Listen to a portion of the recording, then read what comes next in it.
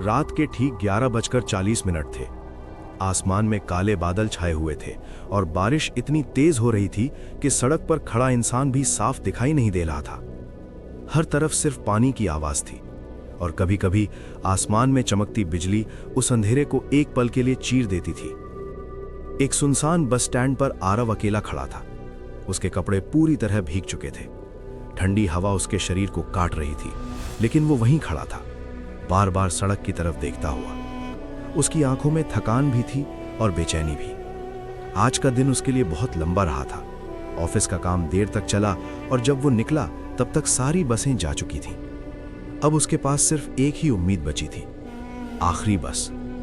अगर ये बस छूट जाती तो उसे पूरी रात उसी सुनसान जगह पर बितानी पड़ती, जहां ना कोई इंसान था, ना कोई आवाज। समय धीरे धीरे बीत रहा था। उसकी घड़ी ने 11:50 दिखाए। हर मिनट के साथ उसकी बेचैनी बढ़ती जा रही थी। तभी दूर अंधेरे में उसे एक हल्की सी रोशनी दिखाई दी। पहले तो उसे लगा कि शायद वो उसकी आंखों का धोखा है, लेकिन कुछ ही सेकंड में वो रोशनी थोड़ी और साफ हो गई। वो एक बस थी। आरव के चेहरे पर हल्की सी राहत आई। उसने अपने हाथ से बारिश को हटाते हुए ध्यान से देखा। बस धीरे धीरे उसकी तरफ बढ़ रही थी, लेकिन जैसे जैसे बस पास आती गई उसे कुछ अजीब सा महसूस होने लगा। उस बस की हेडलाइट सफेद नहीं थी, बल्कि हल्की नीली थी। आरव कुछ पल के लिए चौंका, लेकिन फिर उसने खुद को समझाया कि शायद बारिश और धुंध की वजह से ऐसा लग रहा होगा। बस धीरे धीरे उसके सामने आकर रुक गई। वो बस बहुत पुरानी थी। उसकी बॉडी पर जंग लगी हुई थी, जैसे सालों से उसका इस्तेमाल नहीं हुआ हो।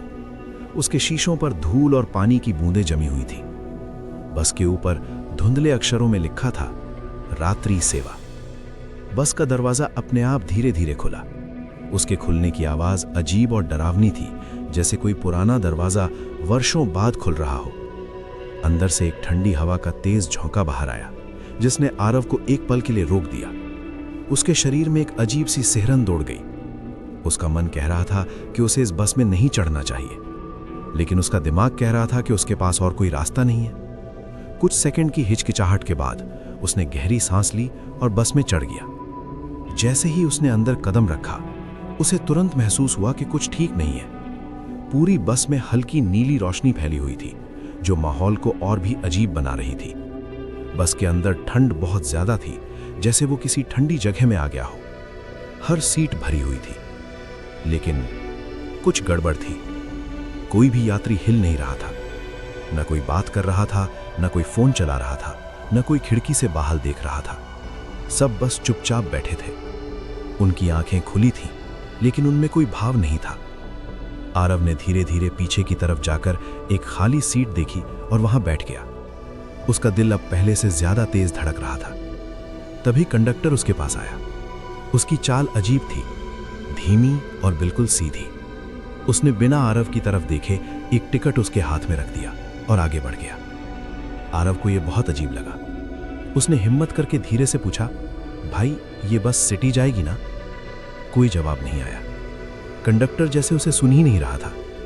अब आरव की बेचैनी डर में बदलने लगी थी। उसने धीरे धीरे अपना सिर घुमाकर आसपास देखना शुरू किया। तभी उसकी नजर सामने बैठे एक आदमी पर पड़ी। उस आदमी का चेहरा इतना सफेद था कि वो लगभग चमक रहा था। उसकी आंखें गहरी और स्थिर थीं और वो सीधे आरव को देख रहा था। ऐसा लग रहा था जैसे वो पलक भी नहीं झपका रहा। आरव का गला सूख गया। उसने तुरंत अपनी नजर हटा ली और नीचे देखने लगा, लेकिन अब उसे साफ महसूस हो रहा था कि बस में कुछ बहुत गलत है। बस की स्पीड अचानक बढ़ गई। बाहर अब कुछ भी साफ नहीं दिख रहा था, सिर्फ अंधेरा और बारिश की धारें। तभी उसके बगल में बैठी एक बुजुर्ग औरत ने धीरे धीरे अपना सिर उसकी तरफ घुमाया। उसकी हरकतें बहुत धीमी थीं, जैसे कोई मशीन चल रही हो। उसने धीमी भारी आवाज में पूछा, तुम यहां कैसे आए? आरव के शरीर में सिहरन दौड़ गई। उसने हकलाते हुए कहा, आप क्या कह रही हैं? औरत के चेहरे पर हल्की मुस्कान आई, लेकिन वो मुस्कान बिल्कुल भी इंसानी नहीं लग रही थी। उसने धीरे से कहा, यह बस जिंदा लोगों के लिए नहीं है। यह सुनते ही दिमाग सुन्न हो गया। उसने तुरंत उठकर दरवाजे की तरफ दौड़ लगाई। उसने दरवाजा खोलने की कोशिश की, लेकिन दरवाजा बिल्कुल नहीं खुल रहा था, जैसे वो किसी अदृश्य ताकत से बंद हो। तभी अचानक उसे एहसास हुआ कि बस में बैठे सभी लोग अब उसे ही देख रहे थे, एक साथ। उनकी नजरें ठंडी और खाली थीं। अब डर अपने चरम पर था। तभी कंडक्टर फिर से उसकी तरफ आया। इस बार उसने सीधे उसकी आंखों में देखा। उसकी आंखें पूरी काली थीं, बिना किसी सफेदी के। उसने बहुत शांत आवाज में कहा, हर रात हम उन लोगों को ले जाते हैं जिनका सफर खत्म हो चुका है। आरव के पैर कांपने लगे। उसने जोर से चिल्लाते हुए कहा, मुझे उतरना है अभी। तभी बुजुर्ग औरत की आवाज फिर आई, रुको। आरव ने उसकी तरफ देखा। औरत ने कहा, तुम्हारा नाम इस लिस्ट में नहीं है। आरव ने घबराकर पूछा, कौन सी लिस्ट? औरत ने धीरे से जवाब दिया, मौत की लिस्ट। उसी पल बस अचानक रुक गई। इतनी अचानक कि आरव गिरते गिरते बचा। बाहर गहरा अंधेरा था, कुछ भी नहीं, न सड़क न पेड़, कुछ भी नहीं। और तभी बस का दरवाजा अपने आप खुल गया। औरत ने उसकी तरफ देखते हुए धीरे से कहा, भाग जाओ, अभी भी समय है। आरव ने एक सेकंड भी बर्बाद नहीं किया। वो तुरंत बस से कूद गया। जैसे ही वो जमीन पर गिरा, उसकी आंखों के सामने अंधेरा छा गया। जब उसने दोबारा आंखें खोली तो वो अस्पताल में था। उसके आसपास डॉक्टर और नर्स खड़े थे।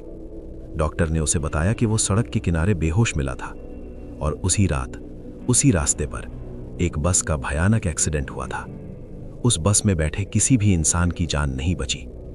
आरव के शरीर में ठंड दौड़ गई। उसने धीरे धीरे अपने हाथ की तरफ देखा। उसके हाथ में अभी भी वही टिकट था, वही टिकट जो उसे उस बस में मिला था। उसके हाथ कांपने लगे। उस टिकट पर साफ लिखा था, आखिरी सफर। कहते हैं कि उस सड़क पर आज भी रात के ठीक 12 बजे एक पुरानी बस दिखाई देती है जिसकी हेडलाइट नीली होती है, और अगर कोई गलती से भी उस बस में चढ़ जाए तो वो कभी वापस नहीं आता।